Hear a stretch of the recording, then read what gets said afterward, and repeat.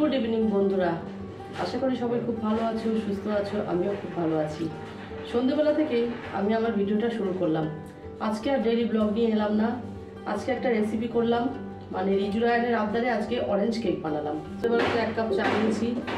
রেসিপিটা নিশ্চয়ই তোমাদেরকে দেখাবো,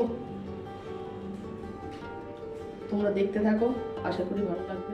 দেখো, চলে এলাম কেক বানাতে। বললাম যে অরেঞ্জ কেক বানাবো। অরেঞ্জ কেকের জন্য তো অবশ্যই অরেঞ্জ বা কমলা লেবু লাগবে। আর লাগবে 1 কাপ ময়দা, 1 কাপ চিনি গুঁড়ো, আর হচ্ছে বেকিং পাউডার আর 2টো ডিম। এই দিয়েই আমি তৈরি করব অরেঞ্জ কেক। তোমরা দেখো কিভাবে আমি বানাই। যদিও এটা প্রথমবার বানাচ্ছি, মানে একটু ভেতরে টেনশন কাজ করছে। যাই হোক, দেখা যাক, পারলে পারবো, না পারলে সেটাও তোমাদেরকে দেখাবো। প্রথমে দেখো, অরেঞ্জের খোসাটা, মানে কমলা লেবুর যে গায়ের খোসাটা হালকা হাতে একটু ঘষে নিতে হবে। সাদা অংশটা নিলে কিন্তু তিতো লাগবে, ওই জন্যে খোসাটা ঘষে নেব। দেখো, এবার কমলা লেবুগুলোর থেকে জুস বের করব। আমি এখানে 2টো কমলা লেবু নিয়েছি, কিন্তু আমার একটা কমলা লেবুতেই হয়ে গেছিলো, মানে প্রচুর রস ছিল এতে।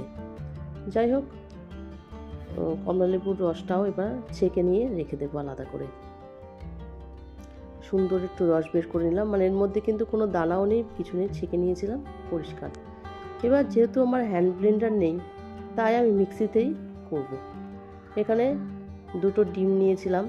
ডিমের সাদা অংশ দুটো একটু মিক্সিতে ভালো করে ফেটিয়ে নেব।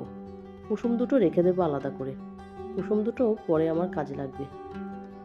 যাই হোক, দেখো, সাদা অংশ দুটো নিয়ে নিলাম, নিয়ে ভালো করে ফেটিয়ে নিয়ে আসবো। মিক্সিতেই ফাটাবো। দেখো, ঠিক এরকম হবে। এবার সাদা অংশটা ফাটানোর পরে এর মধ্যে দিয়ে দেব চিনি গুঁড়ো। চিনিটা গুঁড়ো করে রেখেছিলাম, চিনি গুঁড়ো দিলাম, আর 1/4 কাপ সাদা তেল দিয়ে দিলাম। দিয়ে আবার এটা ভালো করে ফেটিয়ে নিয়ে আসবো। নিয়ে এসে ঠিক এই পর্যায়ে এসে দাঁড়িয়েছে। এবার এর মধ্যে ময়দাটা আগে থেকে চেলে রেখেছিলাম, ময়দা দেব, আর বেকিং পাউডার দেব। দিয়ে 1 কাপ ময়দা, 1 কাপ চিনি গুঁড়ো আর 1 চামচ বেকিং পাউডার দিয়ে ভালো করে নেড়ে নেব।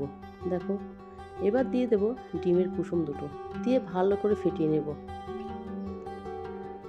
এটা ফেটানোর পরে এবার এর মধ্যে অরেঞ্জের যে জুসটা আছে সেটা দিয়ে ভালো করে ফেটাবো।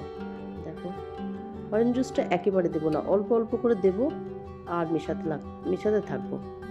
একেবারে দিলে পাতলা হয়ে যাবে, তাই অল্প দেব আর মেশাবো। দেখো, আবার একটু দিয়ে আবার মেশাতে শুরু করলাম। ভালো করে মেশানোর পরে এর মধ্যে দিয়ে দেব যে কমলা লেবুর খোসাটা গ্রেট করে রেখেছিলাম, যেটা জেস্ট, সেটাই দিয়ে দেব। দিয়ে ভালো করে নাড়তে থাকবো। এইটা দেওয়ার ফলে এর মধ্যে আর কোনো ভ্যানিলা এসেন্সের প্রয়োজন হয় না। যাক, এরপরে স্বাদটা বাড়ানোর জন্য একটু নুন দিয়ে দিলাম। এবার দিলাম ফুড কালার। আমি দিলাম অরেঞ্জ কালার, কিন্তু চলে এলো হলুদ কালার, বুঝলাম না। যাক, দেওয়া হয়ে গেছে, যে কালারটাই হবে, খাওয়া তো যাবে। দেখা যাক শেষ পর্যন্ত কি করতে পারি। যাক, এখানে দেখো একটা মোল্ড নিয়ে নিলাম, কেক তৈরি করার একটা মোল্ড।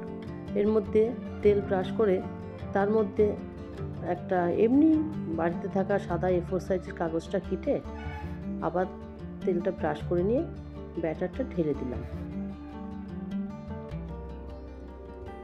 ব্যাটারটা দিয়ে ভালো করে এইভাবে ঝাঁকিয়ে নিলাম। এদিকে তো আমি কড়াইটা গরম করতে দিয়েছিলাম আগে, তাই তার মধ্যে কেকটা বসিয়ে দিলাম। একটা স্ট্যান্ড দিয়ে তার উপরে কেকের বাটিটা বসিয়ে দিয়ে চাপা দিয়ে দিলাম। গ্যাসটা কমিয়ে প্রায় 35 মিনিট রাখলাম। মাঝে একবার চেক করেছিলাম, তখন একটু বাকি ছিল, কিন্তু এখন দেখো একদম সম্পূর্ণ হয়ে গেছে। কেকটা সুন্দর ফুলে উঠেছে, দারুণ লাগছে। কেকটা তো নামিয়ে এবার ঠান্ডা করে দেব। কেকটা সুন্দর হয়েছে। এবার কেকটাকে আনমোল্ড করব। কেকটা এবার তুলে নেব। প্রথমে তো চারিপাশের ছুরিটা দিয়ে একটু ঘুরিয়ে দিলাম, যাতে লেগে থাকলে সেটাও ঠিক হয়ে যায়। এবার দেখো, কাগজটা ফেলে দেবো।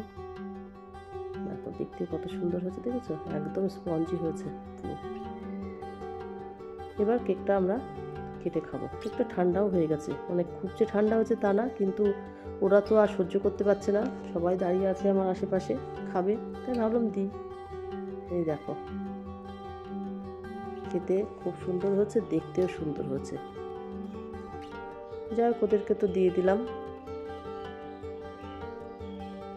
এবার কেকটা কেটে আমরা সবাই একটু একটু করে খেয়ে নেব।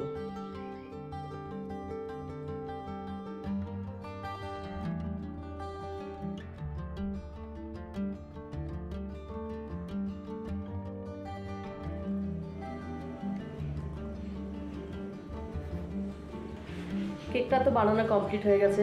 কেকটা কাটলাম, দেখলে কাটার সঙ্গে সঙ্গে দেখো কেকটা শেষ, মানে আর অল্প একটু আছে। কেকটা তো সুন্দর হয়েছে, প্রথমবার বানালাম কেকটা আমি, মানে একটু টেনশন হচ্ছিল যে পারবো কিনা, পারফেক্ট কেকটা হবে কিনা।